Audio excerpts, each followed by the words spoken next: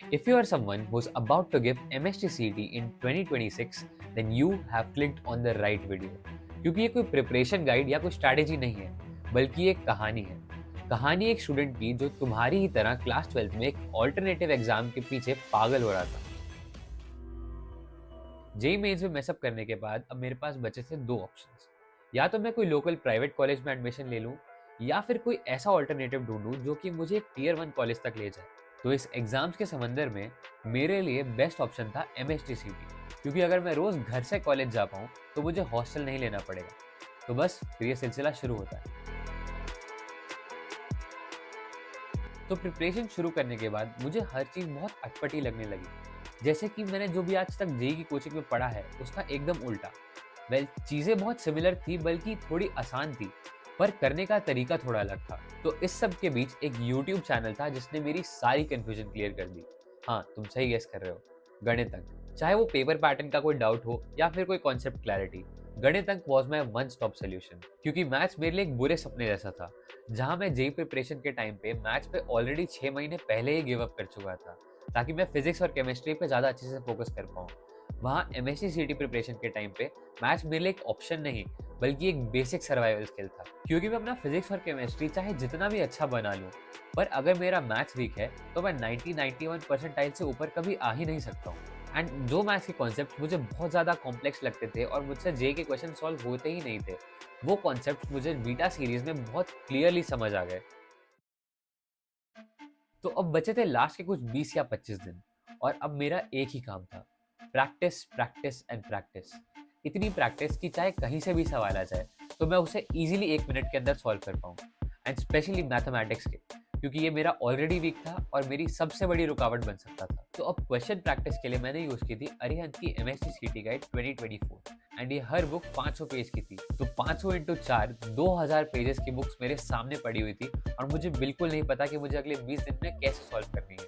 दिमाग तो चकरा रहा था, पर यही तुम्हारी स्मार्टनेस आती है। तुम्हें हर चैप्टर का हर सवाल सॉल्व नहीं करना है, बल्कि उन चैप्टर से शुरू करना है जिनकी MSc CT में हायर वेटेज है, और हर चैप्टर के अंदर डिवाइड करना है कि ये क्वेश्चन मैं सॉल्व कर सकता हूँ, पर मुझे करने की जरूरत नहीं है, क्योंकि मैं ऑलरेडी कॉन्सेप्ट बिल्ड करने के लिए 5 सवाल कर चुका हूँ, 5 मीडियम सवाल कर चुका हूँ, और 5 एक्सपर्ट सवाल कर चुका हूँ, जिससे मेरे को पता चल जाए कि मेरे को इस चैप्टर पे एक्सपर्टीज आ चुकी है। 5 जस्ट एक रेफरेंस नंबर है। अगर तुम्हें और सॉल्व करने हो, तुम्हारे पास एक्स्ट्रा टाइम है, तो तुम डेफिनेटली ज़्यादा से ज़्यादा सवाल सॉल्व करो। And honestly it was my choice to use this book.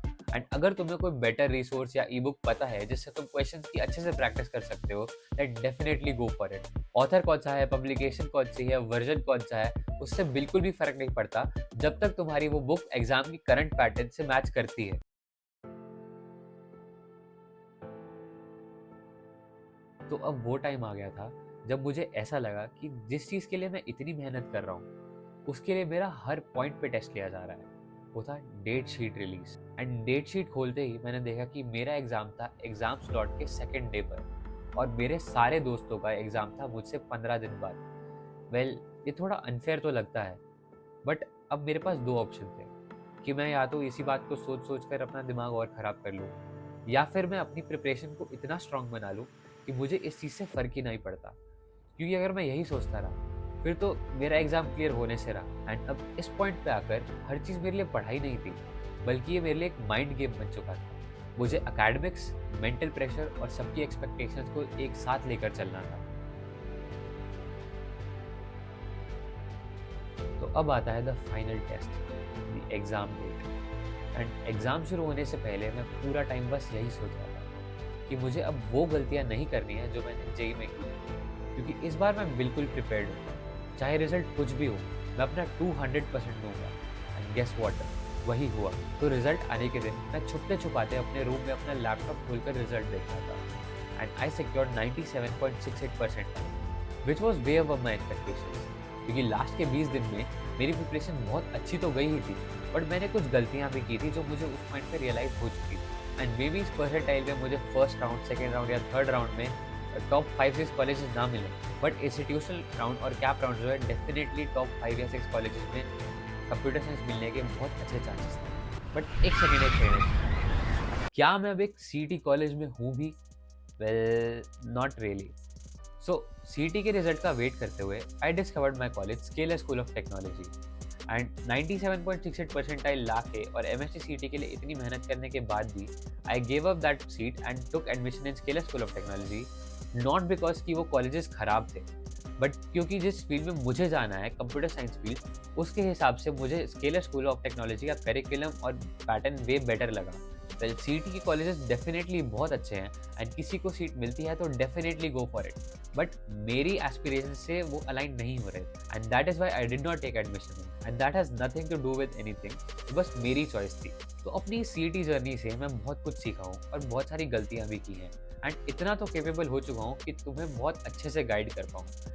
तो अगर तुम्हें कोई डाउट है या फिर गाइडेंस लेनी है then definitely comment down in the comment section, क्योंकि इस चैनल पे बहुत सारा सीटी और बाकी एग्जाम्स रिलेटेड कंटेंट आने वाला है जिससे तुम्हें डेफिनेटली बहुत हेल्प मिलेगी। तो ये थी मेरी कहानी, अब तुम्हारी बारी।